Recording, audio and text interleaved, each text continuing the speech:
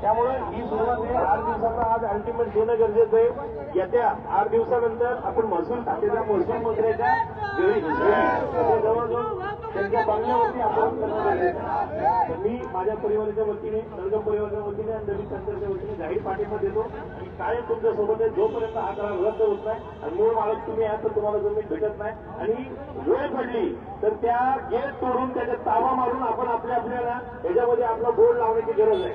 कारण आपल्याला बाबासाहेबांनी शिकवलंय संविधानिक पद्धत पहिली करायची, नंतर आपल्या हक्कासाठी आपल्या जमिनीमध्ये आपण घुसलो आणि हा बाहेरचा येऊन तिथं जर घुसला त्याचा जर तो खरेदी करू शकतो तर आपल्याला बापाची आपल्या हक्काची जमीन आहे। उद्या ती गेट तोडून घुसून आतमध्ये आपली जमीन आम्ही तिथं राहू ना, ही ट्रेन ती तिथं टाकू, काय गरज आहे पुढे दुसऱ्याच्या इथं राहू ना, म्हणजे आपल्या हक्काच्या जमिनी आपण टाकू। आम्ही तुमच्यासोबत आहे। यांच्याबरोबर गुन्हा दाखल करून यांना अटक करू शकत नाही आपण, तर मालक जमिनीचे आपल्यावर कशाला गुन्हा दाखल, आपल्याला कशाला अटक होत झाली होईल। पहिले यांना अटक करा, यांच्यावर गुन्हे दाखल करा, त्यांच्यानंतर मग आमची जमीन आमच्या ताब्यात द्या, मग आम्ही विचार करू।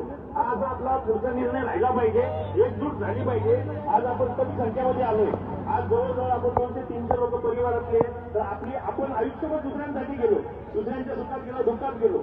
येत्या 8 दिवसानंतर जे आंदोलन होईल तर आपल्या ओळखीचे नात्यातले गोष्टीतले सर्व कमीत कमी आपल्याकडे हजर झाली पाहिजे। ही सगळ्यांकडे हजर लोक आणायची माझी जबाबदारी। ज्यावेळेस संख्याबळ वाढेल ना त्यावेळेस या मंत्र्यांचे किंवा यांचे एक गणेशे तातडीचे यांना ऐकलं आणि यांना समजणार नाही, यांना भाले प्रश्नावरती हे जागे होणार आहे। यासाठी आपल्याला मोठ्या प्रमाणात आंदोलन छेडावंच लागणार आहे।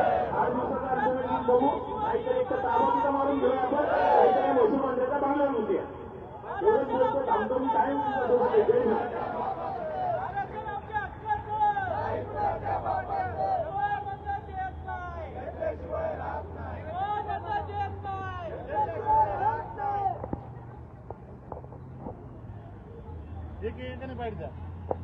क्रांतिकारी जय लौजी 2 नोव्हेंबर पासून चालू झालेली आरक्षण क्रांती पदयात्रा आज जवळजवळ बार्शी या ठिकाणी आज संध्याकाळचा मुक्काम आहे।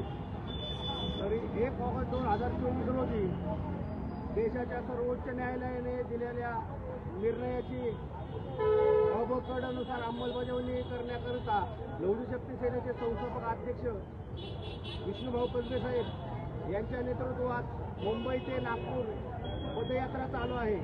तरी या सरकारने लवकरात लवकर त्या मागणीचा विचार करून लवकर समाजाला न्याय द्यावा अशीच एक विनंती करतो। जय लौजी।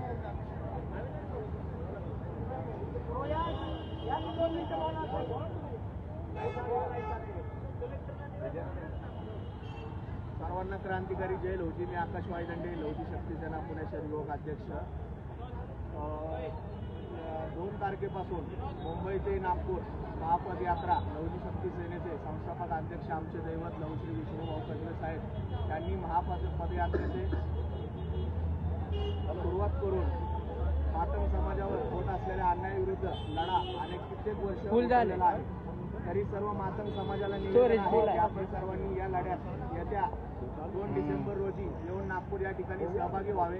तसेच पुणे शहराचे सर्व पदाधिकारी पुणे शहरातर्फे आज जिल्हाधिकारी कार्यालयात अबकड वर्गीकरणासाठी भाऊंच्या पदयात्रेनिमित्त सरकारला निवेदन देण्यात आलेलं आहे की या पदयात्रेची लवकरात लवकर सांगता देऊन जो काही निर्णय असेल तो आपला ठामपणे मातंग समाजाला न्याय मिळवून देण्याबाबत द्यावा। सर्वांना क्रांतिकारी जय लौजी।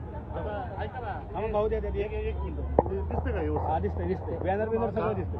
मग एक काम करू आता सगळे घ्या। हो भाऊ या सगळ्या तेजस भाऊचा मोबाईल घ्या की व्हिडिओ काढा। नंद भाऊ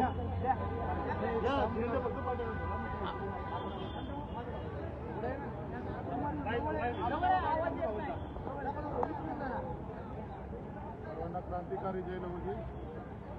2 नोव्हेंबर 1925 रोजी लौजी शक्ती सेनेचे संस्थापक अध्यक्ष आदरणीय मातंग हृदय सम्राट विष्णुभाऊ कसबे यांनी मुंबई ते नागपूर पदयात्रा आरक्षणचे उपवर्गीकरण करून अबकडनुसार मातंग समाजाला स्वतंत्र आरक्षण द्यावे, 13% आरक्षणामधून या मागणीसाठी अण्णाभाऊ साठे यांना भारतरत्न मिळावा या समाजात अनेक मागण्यासाठी मात्र होणारे अन्याय असतील, महामंडळाचं अनुदान असेल, त्याच्यासाठी आम्ही विष्णुभाऊ गणपतीची पदयात्रा सुरू केलेली आहे. आज जवळजवळ निम्मी पदयात्रा पूर्ण होत असताना मातंग समाजाच्या प्रत्येक घराघरामध्ये विष्णुभाऊच्या पदयात्रेमुळे एक रोष निर्माण झालेला आहे.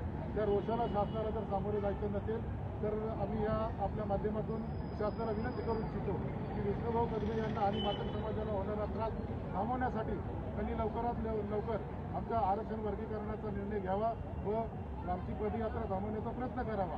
जर ही पदयात्रा येत्या 12 डिसेंबर रोजी नागपूर या ठिकाणी धडकली आणि त्या ठिकाणी जर विग्रह आंदोलनाचं स्वरूप वेगळं जर झालं तर त्याला सर्वोच्च शासन, महाराष्ट्राचे मुख्यमंत्री, दोन्ही उपमुख्यमंत्री जबाबदार असतील असं आम्ही लहुजी शक्ती सेनेच्या वतीने शासनाला इशारा देऊ इच्छितो.